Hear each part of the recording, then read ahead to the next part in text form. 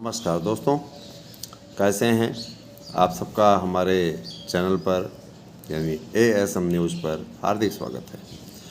Channel पर आप नए हैं, कृपया सब्सक्राइब करके, लाइक करके वीडियो को शेयर अवश्य कर दें और जुड़ें हमसे।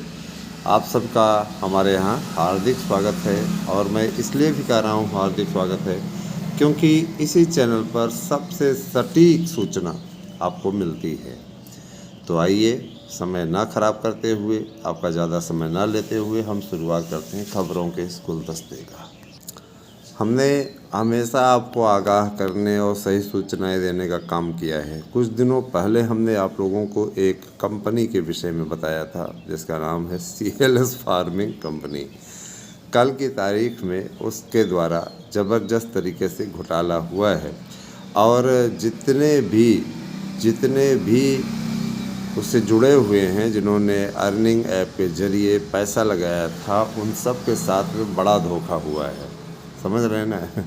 धोखा यूँ हुआ है कि जैसे पहले क्या होता था, उसमें देर रात तक 5,000 रुपये जब मतलब भागने को होता है तो ये लोग किस प्रकार का देखिए मकड़ जाल फैलाते हैं।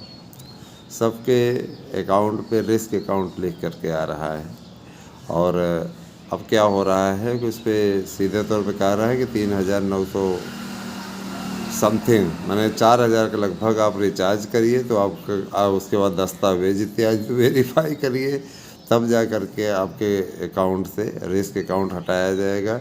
मतलब ये कि जितना उसने जितना भी कमवाया है वो पूरा वसूलने की जरूरत में है। बहुत से लोग जिन्होंने भाई 5-5 हज़ार का रिचार्ज किया है ना, वो तो लगातार इस स्कैम में फंसे हुए हैं और जाहिर सी बात है कि उन्होंने अपनी सारी पूंजी लगा दी है। कुछ लोग तो अपनी पूरी पूंजी तक लगा करके इस मामले में लड़ाई लड़ रहे थे कि कम से कम नहीं है तो हम कमा लेंगे और कमाने के पश्चात, समझ रहे हैं ना, कमाने के पश्चात हम बढ़िया सा कि कई लोगों ने तो ज़मीन खरीदने का भी सपना देख लिया था इसी CLS फार्मिंग के ज़रिए। तो मैं ये बार बार कहता हूँ, किसी भी अर्निंग ऐप के झांसे में ना आए दोस्तों, क्योंकि निश्चित रूप से सिर्फ़ और सिर्फ आप लोगों को बर्बाद करने का एक माध्यम है। आप स्वयं सोचिए, एक जगह पे आप जाते हैं, कहीं पर भी आप जाते हैं, दुकानदार आपको 1 रुपये कम रहने पर सामान नहीं देता है ना? उतना सामान की मात्रा वो निकाल लेता है, वो कर देता है ना? अगर इस प्रकार की कोई स्कीम रहती तो बैंक या गवर्नमेंट किसी प्रकार की ऐसी स्कीम या पोस्ट ऑफिस वाले कोई स्कीम चला करके क्या फ़ायदा न दे देते? हास्यास्पद है, पढ़े लिखे लोगों के बीच में इस प्रकार की बातें अपने आप में अगर फैलती हैं तो अपने आप में हास्यास्पद है। मैं ये ज़रूर कहना चाहूँगा कि देखिए, आज सिपाही भर्ती का पेपर है, सिपाही भर्ती का आज द्वितीय चरण का पेपर है। कल फर्स्ट फेज़ हुआ था। फर्स्ट फेज़ में कई ऐसे लोग पकड़े गए। उत्तर प्रदेश के प्रयागराज ज़िले से 155 लोगों की गिरफ्तारी हुई और बहुत से ऐसे हैं जिनको पुलिस छिपा रही जिनके विषय में, लेकिन वो भी धराएंगे ज़रूर। देखिए, कहीं भी किसी भी परीक्षा, अब कोई भी परीक्षा होती है तो उसमें सेंधमारी की कोशिशें होती हैं। उत्तर प्रदेश सरकार से विनम्रतापूर्वक आग्रह है कि हर साल भर्ती निकाली जाए और सेंधमारी करने वालों के खिलाफ कड़ी कार्रवाई की जाए। एक बार अगर देखिए, अब जैसे आसपास के क्षेत्रों में लोग पकड़े गए, निजी मुचल के छोड़ दिया गया। छोड़ क्यों दिए? इनकी मरम्मत करिए ताकि आगे के समय में कभी इस प्रकार की हिमाकत, हरकत या बदतमीजी करने की कोशिश न करें। समझ रहे हैं ना? परीक्षा, एक तो देखिए उन अभ्यर्थियों के साथ में साफ साफ अन्याय होता है, साफ साफ ये अन्याय होता है दोस्तों, जो तैयारी करके आते हैं और उनके साथ में इस प्रकार का धोखा हो जाता है। हालांकि कल के पेपर के आउट होने की कोई ऐसी सूचना नहीं है और न ही सक्रिय आई पुलिस और STF, तो जिसके चलते पेपर आउट तो नहीं होने पाया, बच गया पेपर साफ साफ। और कल का जो पेपर हुआ, मैं दावे के साथ कह सकता हूँ, देखिए कल ही बहुत से लोगों ने दावा किया, लेकिन जब तक मैं कोई चीज़ मिलान नहीं कर लेता नहीं मानता हूँ। मेरे ही जो नोट्स बनाए गए हैं, उस नोट्स से ये है थिंक टैंक, ये है मेहनत, है ना?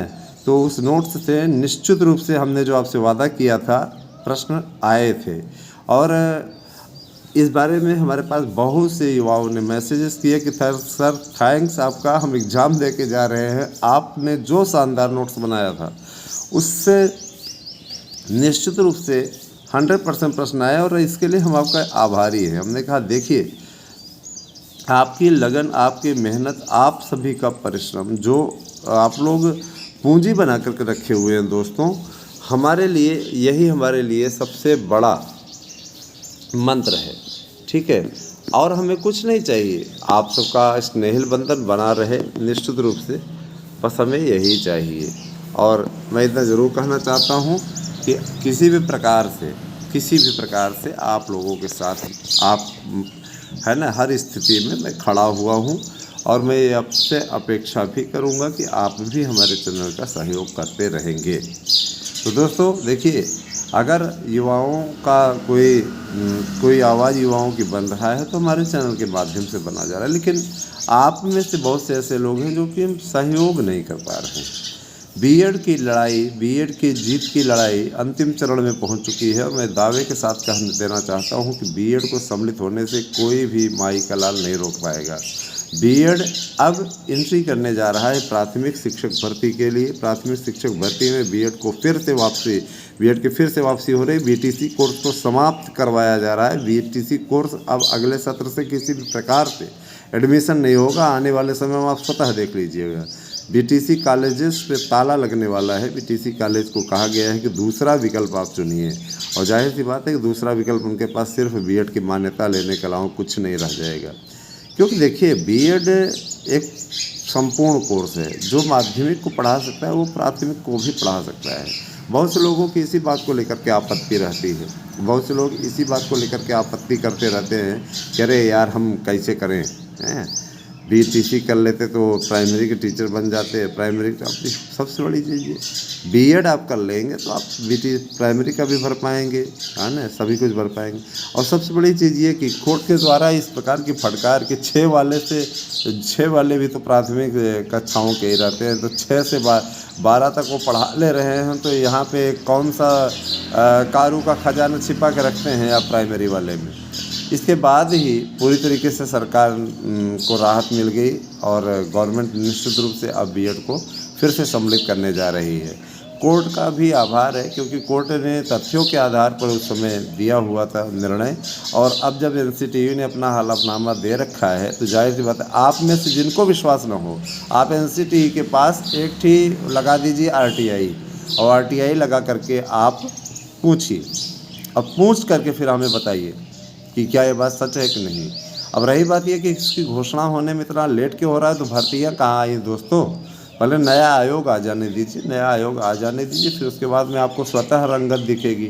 बोलने वाली बात ही नहीं है। मैंने तो हमेशा आप लोगों से यही चीज़ कहा है, बोलने वाली बात नहीं है। आप लोग स्वतः इसका परिणाम देख लीजिएगा और उसके पश्चात फिर बात कीजिएगा। मैंने देखिए, और एक चीज़ और कि नए आयोग के गठन में इतनी देरी क्यों हो रही है, तो राजनीति चरम पर है दोस्तों। आप देख रहे हैं सारी चीज़ें, है ना।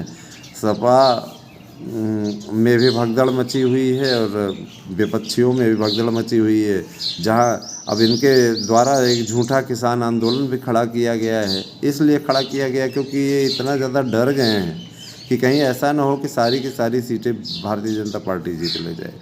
और इस प्रकार की स्थितियाँ भी बन रही हैं, क्योंकि देखिए, देश के सबसे बड़े मुद्दे सॉल्व हो चुके हैं, और जाहिर सी बात है जिस तरीके से विपक्ष में कोई मजबूती नहीं दिख पा रही है, विपक्ष की एकता को एकत्र करने वाले नीतीश कुमार भी भाग आए, कमलनाथ के भी आने की संभावनाएं बढ़ गई हैं।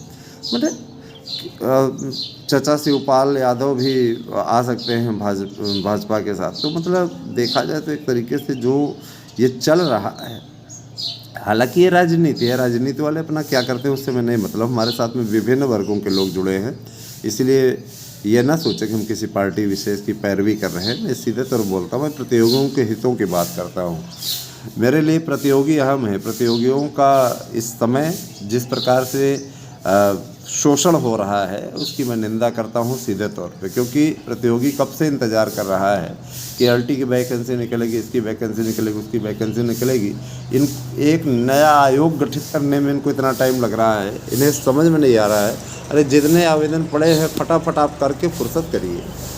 अभ्यर्थी इंतज़ार कर रहा है, अभ्यर्थियों के पास में समय का अभाव है, धीरे धीरे ओवरएज की और लोग बढ़ रहे हैं। इस प्रकार के कार्य करके क्यों उन्हें परेशान करने की कोशिश की जा रही है। हालांकि अधिकारियों के हवाले से आप लोग अब शिकायत मत करिएगा, हम लोग खुद समाधान में लगे हैं और उन लोगों ने समाज के पहले सप्ताह में वादा किया है कि हम लोग हर हाल में गठन की प्रक्रिया को पूर्ण कर लेंगे, नया आयोग आ जाएगा और कैलेंडर जारी हो जाएगा। तो इनको हम लोग देखिए, वैसे भी आपको बताना चाहूँगा, आज हो गई 18 तारीख, तो 18, 10, 28, 29, 11 दिन समथिंग बचा हुआ है फरवरी। तो उसके पश्चात मार्च ही स्टार्ट हो जाएगा और मार्च में नहीं हुआ तो फिर इसके लिए हम लोगों के पास में भी एक उपाय है, उस उपाय का समाधान हम लोग करेंगे। क्योंकि देखिए, एक याचिका भी पड़ चुकी है कोर्ट में इस माध्यम से कि नए आयोग के गठन में इतनी देरी हो रही है, जो लोग ओवरएज होंगे उसके विषय में शासन बताए कि उसके लिए आप क्या करेंगे, क्योंकि वहाँ पे हमें लिखित में जवाब चाहिए। हम किसी भी प्रकार से हम लोग बहानेबाजी नहीं करने देंगे। युवाओं के हितों के अधिकारों की लड़ाई लड़ने के लिए हम लोग तत्पर हैं। और मैं ये चीज़ बता देना चाहता हूँ कि एक हाजिर जवाब वकील होने के नाते मैं आप लोगों से वादा करता हूँ कि जो लड़ाई लड़ी जा रही है इस पर जीत हमारी तय है।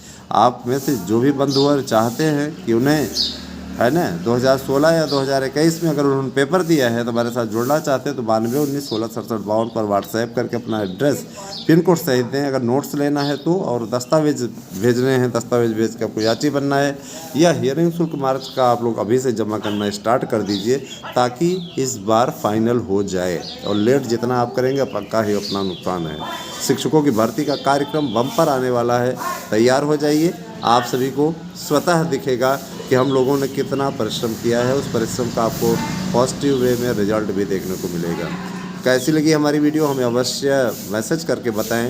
हमारे पास में मैसेज करें। हमने कमेंट इसलिए ऑफ नहीं किया है, हमने कमेंट होल्ड पे रख दिया है। जो कमेंट हमें ठीक लगते हैं उनको हम रिव्यू कर देते हैं, उनको हम अप्लाई कर देते हैं, मान लेते हैं। और जो लोग भद्दे कमेंट करते हैं उनके खिलाफ FIR कर देते हैं। ये चीज़ें हो रही हैं। ठीक है, बने रहिए हमारे साथ में दोस्तों। Thank you, have a nice day.